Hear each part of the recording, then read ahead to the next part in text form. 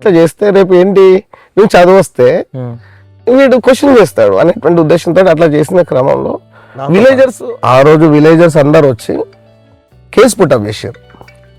ఎవరి మీద? రాజకీయ నాయకులందరి మీద. నాకు అనిపించింది అరే అంటే పని చేస్తే నాకు సపోర్ట్ చేస్తారో లేదో అని కులం అనే భావన మతం అనే భావన పక్కన పెడితే మనిషి అనే భావన నీలో వచ్చినప్పుడు ఏమైందంటే వీని సమానంగా తీసుకుపోతావు. నీ తమ్ముడు నీ ఇప్పుడు పార్టీలో పెట్టిన వాళ్ళు ఎక్కువ వీళ్ళను అంటే ఈ జెండలు పట్టుకోవడానికి కానీ ర్యాలీలకు కానీ మీటింగ్లకు కానీ ఎక్కువ ఉసిగొల్పేది వాడుకునేది ఎవరిని? బహుజనులు. లిటరసీ తక్కువ ఉన్నది. 1980-90లో లిటరసీ తక్కువ ఉన్నది, కానీ మనిషి గౌరవించడం పెరిగింది.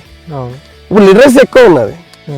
ఏమైతున్నది అంటే ఏమైంది ఇక్కడ అంటే ఈ పెరిగిన లిటరసీ కేవలం వ్యాపారం కోసం కాకుండా నువ్వు డెవలప్ చేసుకోవడం కాకుండా ఈ సమాజాన్ని నేను వాళ్ళ సూట్ వేసుకుంటున్నా, నేను మాట్లాడుతున్నా, నా ఊర్లో నేను మాట్లాడడానికి వీల్లేదు, నా మూతికి ముడ్డికి తాటా గట్టిన నాకు నేను ఇవాళ ప్రశ్నిస్తున్నా నా పాలకుడిని, అయ్యా నాకు రావాల్సిన వాటా రాజ్యాంగపరంగా నాకు రావాల్సిన వాటా నాకు రావాలని చెప్పేసి